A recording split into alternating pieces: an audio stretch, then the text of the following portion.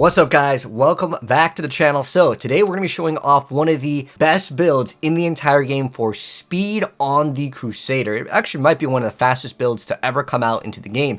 So this is brand new with Season 29's newest update, which actually on the PTR added the Vigilante belt to have a massive bonus. So while riding our Warhorse, Fist of the Heavens deals increased damage equal to our movement speed and is automatically called down on a random nearby enemy at an interval based on your attack speed if it is on your action bar. So what this means is we actually want to scale movement speed as well as get extra attack speed, which you can actually get quite easy in Season 29 with the Paragon tree, allowing you to basically just put a bunch of points into attack speed, which is fantastic. So that's basically the newest change, but as you guys are seeing, we just activate Warhorse and we are just blasting through content. We're in the brand new areas. This area is only accessible by going to the open world, and at T16 this build just dominates everything. You're just one-shotting everything without needing to do anything except for ride your horse. That's all you need. It is probably one of the most insane builds if this goes live, but if there is any updates, I'll update you guys with a future video or in the pinned comment for this, because this build, I mean, just look at the amount of death breaths I just got right there. That is insane. So this build, definitely one of the fastest builds just in the game. Like, it's crazy because Crusader is usually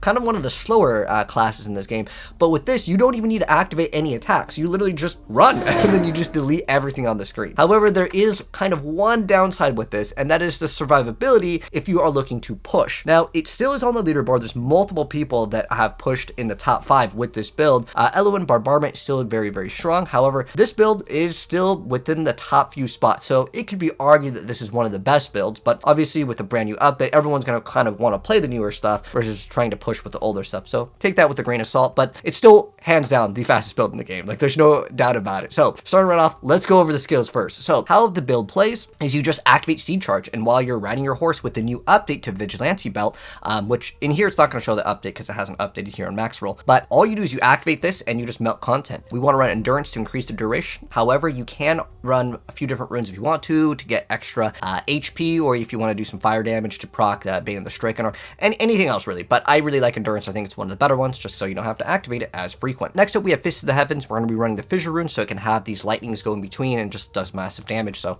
we are going to be scaling lightning damage. And then we want Iron Skin just to increase the duration. You can go for a few different ones to increase the amount, but Iron Skin just for extra survivability, specifically when your skill accurate champion is down. Now, just as a heads up, we're going to be running Prophet, but the thing with this skill is it's not going to have like 100% uptime unless you have like really perfect pieces of gear, and even then it's really hard to keep this up the whole time, and that is one problem that the build kind of does have. You need to get cooldown reduction on every single piece of gear. Even running Gogaku Swiftness, it's really rough to keep this thing up, but that's another great thing to have. Ideally, in between, you might want to activate your Iron Skin. Then there's also Shield Glare, which can make it so enemies take more damage. This is only really relevant when pushing and maybe doing elites or even doing the Rift Guardian, just so they can take extra damage. So we're running Divine Verdict, which is kind of in most builds. And then we can run a Law. So if you want to increase your attack speed, you can run Offensive one, you can run Decaying Strength. There's actually so many options here if you want to run a lot of the different runes. So Decaying Strength can be great. You can also do Faith's Armor.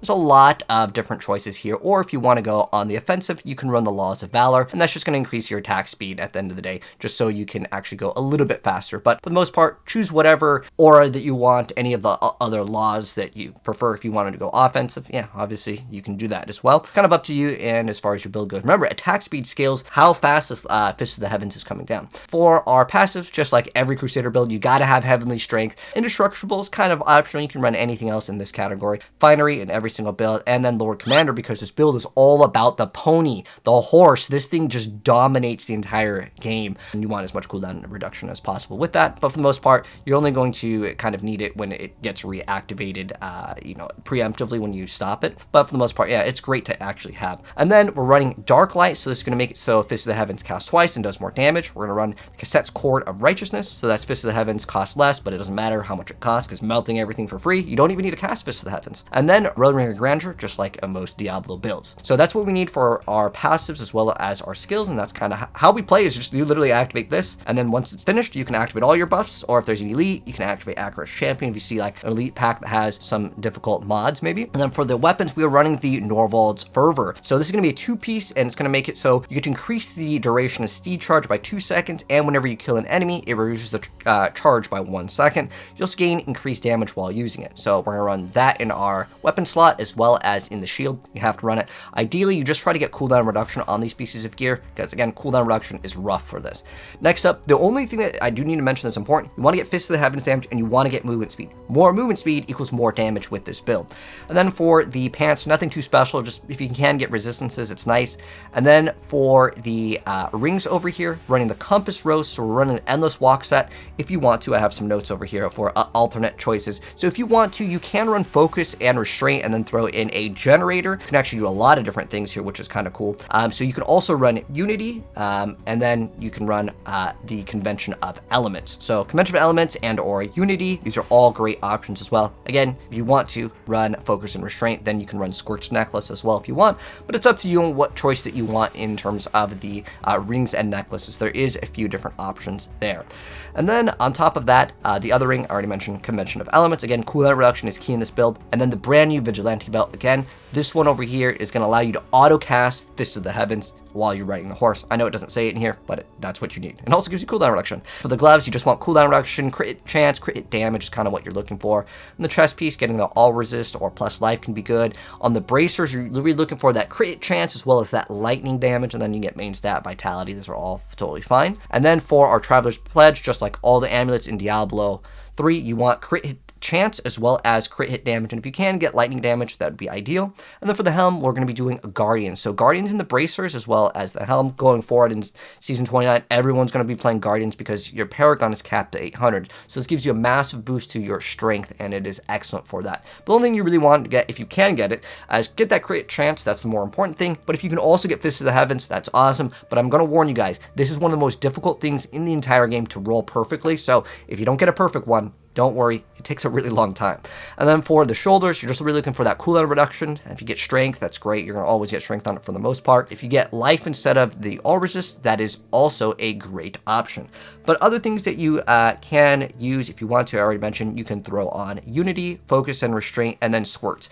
I do have to mention that if you do want to play and try to push higher GRs, you're probably going to want to run squirts, but you have to play very scared and squishy. You can't just run in with your horse and one-shot everything when you're trying to push like 130s plus. The build is definitely designed to be a speed build, but if you do want to go ahead and push with it, you can throw on. Right now, the guy that is rank 1 with this build is running phalanx, and he's just using it to go ahead and throw out units so they can distract. Or you can go ahead and blind the enemies. That's another option, but you want to get as much cooldown reduction as possible if you really want to try to push. But most people will probably just make this a speed build, have some fun with it. But in terms of the gems, we are running diamonds in every single thing because we want cooldown reduction and more survivability. If you want more damage, you can throw in rubies, but it doesn't really matter too much because at the end of the day, well, the build is still squishy, so the ideal goal is just to not get hit at all, and you just kind of run around in circles, and you're just going to be faster than the enemies. It's kind of a funny thing when you see the push variant of this, which is basically you just play very scared. So we wanted to throw in diamonds here, but again, you can definitely throw in strength because you're trying not to get hit at all. For the gems, bait in the trap just like every build, and then Zaystone of Vengeance is actually excellent because you can stun the enemy. So if you're stunning the enemy, obviously you will have a higher chance at survivability. But on top of that, Gogok of Swiftness is going to be key here. Getting that extra cooldown once we reach rank 25 is good, and it also gives us dodge, so that's more uptime if we did want to play Scorched Necklace. That could be great for that. And then, so yeah, Zaystone, Gogok of Swiftness, and Bane of the Trap. If you are pushing though, Bane of the Stricken, just like every other Diablo build, that is going to be excellent for getting it down the Rift Guardian. But that's going to pretty much wrap up the build, and if there's any updates to this after the PTR, but this is a really fun build. If you guys haven't played Diablo in a while, and you really want to feel that speed, there is nothing in the game as smooth and easy as this, because you literally, if you're watching it, you look at the skill bar, I'm not doing anything but activating horse. But again, if you are pushing, you might as well activate the other skills once you come up with a elite that maybe has a bunch of HP, but I'm not sure what difficulty this is, maybe like GR 90s here. I didn't have perfect pieces of gear in the gameplay here, but obviously once you get better gear, you can start pushing 100 pluses. But again, just be a little bit cautious in the defenses department, because once this is down, yeah, the build melts kind of fast. But that's gonna wrap it up. If you guys enjoyed the video, drop a like on it. If you're new here and you want to see more Diablo builds and more stuff, because Diablo 4 is getting an update very soon, and I'm really excited to cover that. But anyways, subscribe if you're new, and I'll see you in the next video. Peace out.